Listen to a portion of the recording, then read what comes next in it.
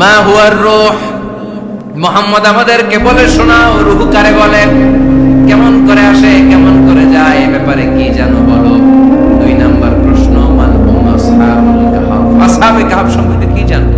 3 number প্রশ্ন, মান হুয়া যুলকারনাইন, যুলকারনাইন বাদশা সম্পর্কে কি জানো। আল্লাহর হাবিব সাল্লাল্লাহু আলাইহি ওয়াসাল্লাম বললেন গাদান উজিবুকুম, আগামীকাল বলে দেব। কি বললেন? সবাই বলেন উত্তরে কি বললেন? আগামীকাল বলে দেব। তো আগামীকাল সবাই এসে হাজির। বলো, 3টা প্রশ্ন রেখেছিলাম গতকাল, উত্তর বলো। আল্লাহর হাবিব সাল্লাল্লাহু আলাইহি ওয়াসাল্লাম বলতে পারলেন না, কারণ ওহী আসেনি। তিনি ছিলেন ওহী নির্ভর, ডিপেন্ডেন্ট অন ওয়াহি, dependent on revelation, guided by the ওয়াহি। তিনি এর পরের দিনে বললেন গাদান উজিবুকুম, আগামীকাল বলবো। এর পরের দিনে এরা এসে হাজির, উত্তর নাই। আল্লাহর হাবিব সাল্লাল্লাহু আলাইহি ওয়াসাল্লাম আবারও বললেন গাদান উজিবুকুম, আগামীকাল বলবো। এর পরের দিনে এরা এসে হাজির। এরকম 1 দিন 2 দিন 3 দিন নয়, টানা 15 দিন আল্লাহর হাবিব সাল্লাল্লাহু আলাইহি ওয়াসাল্লামের প্রশ্নগুলোর উত্তর করতে পারেন নাই।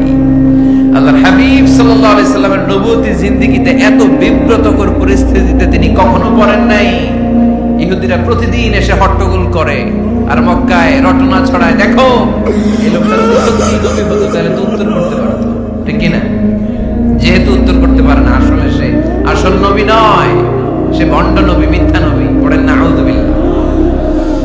15 দিন পর আল্লাহ আয়াত নাযিল করলেন ওয়ালা তাকুলান্না লিশাইইন ইন্নী ফাইলুন যালিকা গাদা ইল্লা আইয়াশা আল্লাহ।